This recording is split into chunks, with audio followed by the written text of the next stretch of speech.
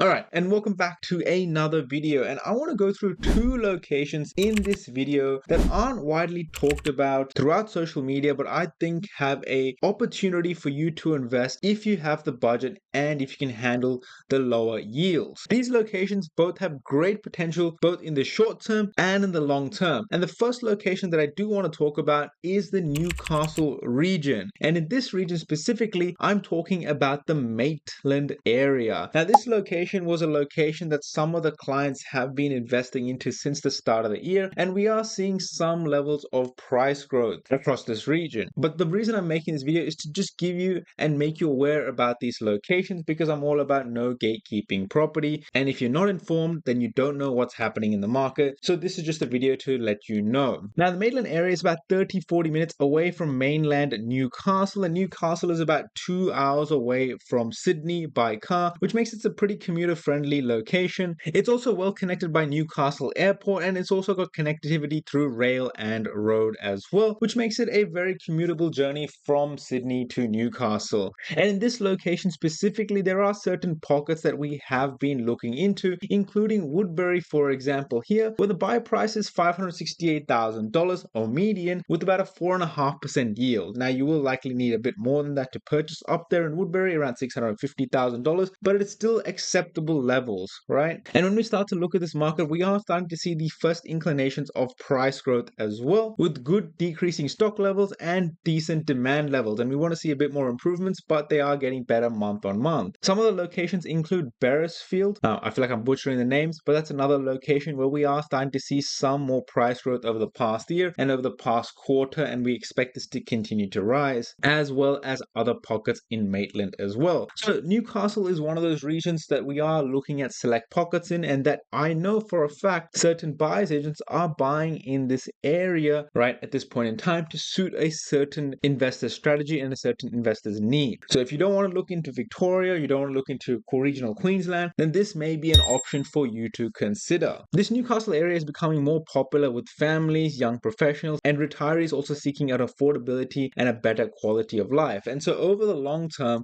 I do expect to see good price growth in this region. I think it's a safe investment hold that you can have a look into and do your further due diligence into, right? Like always, please make sure that you are doing your own due diligence about these areas, about the population, about the amenities, about the growth, and about the infrastructure. This video is purely to just give you a heads up about the locations that we're considering. And just to show you some quick examples, when you look at Woodbury in New South Wales, you can see that there are options for around $650,000. Not the highest quality properties by any means, but there are still properties for just about $650,000. You can get townhouses as well for under $600,000. Again, another one, $650,000. Pretty good. So there are definitely opportunities out there in Woodbury and the wider Maitland area for you to consider as an investor, right? And also don't limit yourself to the areas that or the suburbs that I just talked about. Have a look around the surrounding suburbs as well. Do your due diligence. Be intelligent about the way you invest. And just before I go on to the next location, if you have not already, make sure you jump into the private community. We have over 250 members helping each and every single person out. There is so much value jam-packed into this community. There's extra resources, templates, links, community calls. I feel like I have talked about this community so much, I've burnt it to the ground, but there's just that much value in there. You can also message me directly and privately, and we can have a conversation about where you're going, where your goals are, what sort of properties you're looking at, and possibly even look at some deals that you're considering. And it's all for $35 a month. So an absolute steal of a bargain when you're talking about buying $500,000 to $1 million asset. Invest into a network that can help you, right? So if you're lost, confused, or unsure about where to invest next, jump in the private community, give it a shot, and then you'll see the value. Awesome. And the next location I do want to talk to you about is Gold Coast. Now, once again, I will do a deep dive video on this later down the line in the future, but for now, there are particular reasons why I would consider Gold Coast for both a short and long-term growth.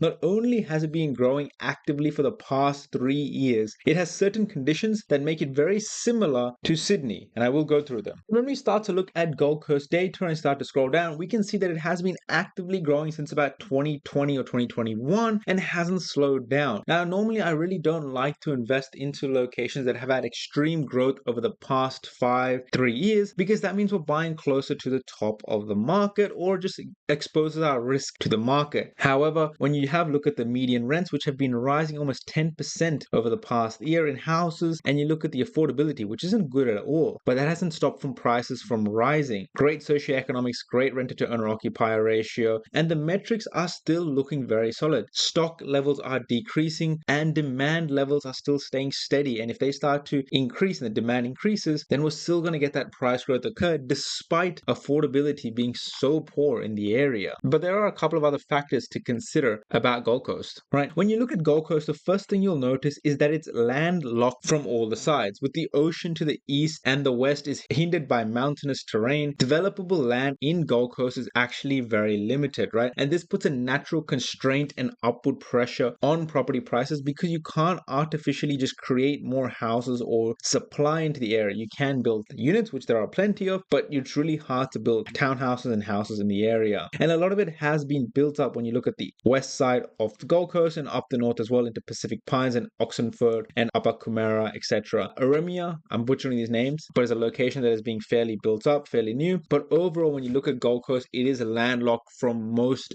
angles, right? Which in the long term is only going to create more price pressure. Not only that, we have strong population forecasts. Now, of course, population forecasts are only one aspect of property investing. And by 2046, Gold Coast is expected to have over 1 million people, which is incredibly strong population growth, right? And there's also infrastructure spent being into Gold Coast as well in transport, health, and urban development. And I will go into that later in detail, right? But it's also got the lifestyle aspect from beaches, cafes, theme parks, schools, universities, and a good climate most year round, right? So there are very good conditions as to why Gold Coast will be a very strong performer both in the short and the long term in the future. So for those people who have the budget and can accept the poorer yields, Gold Coast may be a location that you would want to consider. Some of the buyers agents that I've talked to and worked with have purchased properties across Oromia and across the upper side of Gold Coast as places they chose to invest into, right? So this is just to bring your attention about the locations, and I hope this video has helped you, right? So the two locations I talked about in this video that I suggest you do further due diligence in is Newcastle and Gold Coast, right? Now you have to accept you're going to have lower yields and a higher buy-in price, but for those people who have very specific strategies, that these are locations that I recommend that you consider, right? Of course, do your own diligence, and if you have any questions, make sure you jump into the private community and we will help you out. Till next time, thank you.